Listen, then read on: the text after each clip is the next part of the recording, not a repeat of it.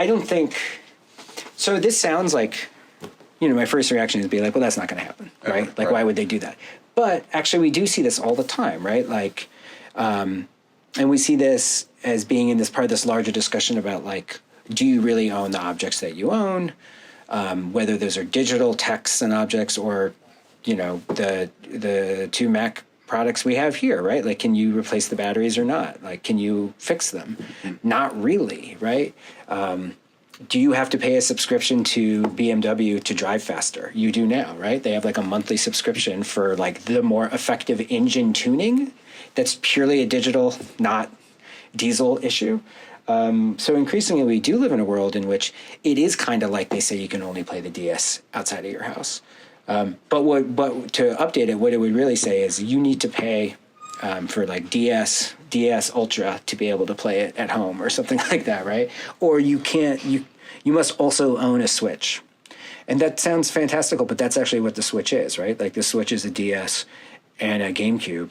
And you can either get the Lite and just have the DS, or you can get the regular and have the DS and the GameCube. To put this in the 2000s versus 2020s version,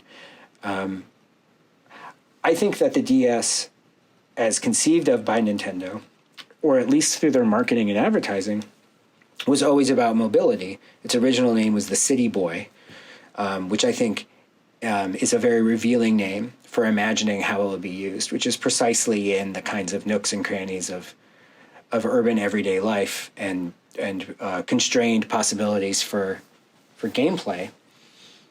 But I think what I saw in the research for my book, and I think we continue to see in digital play, is people playing or using mobile games to play in the home, where they ostensibly do have access to things like quote unquote better systems or real games, right? And what is always interesting is the ways in which people make the same kind of decisions we think about as out and about play at home, which is like, I don't want to play Skyrim right now. It's too much.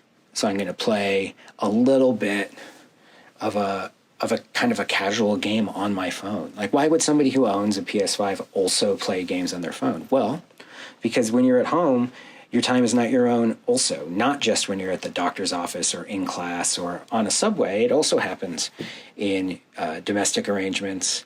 Maybe you have roommates. Maybe the TV is otherwise occupied. Maybe you have a partner with certain demands. Or maybe you just don't have as much control of your own time, even within this sort of seemingly free space of where you may be living.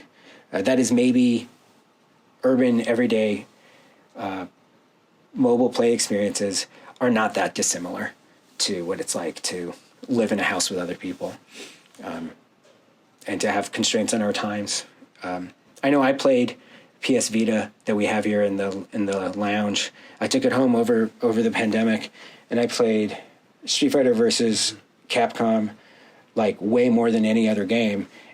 And I was at home. I was painfully at home. I wasn't going anywhere, but I sat in that basement and I just tried to get good with Akuma because I could play for 5 minutes while I was supposedly doing laundry or something like that and get away from my family. But I couldn't put on headphones and fire up Grand Theft Auto. That wasn't going to happen. Even just the loading screen would have bitten into my time where I could have been playing some quick mode on the Vita. So I think that your question sounds like fanciful, but it's in fact totally the world we already live in, which is the corporations want to monetize every moment that we interact with their technologies after purchase, and that we ourselves are constantly negotiating with the realities of everyday life while we're trying to enjoy ourselves or otherwise.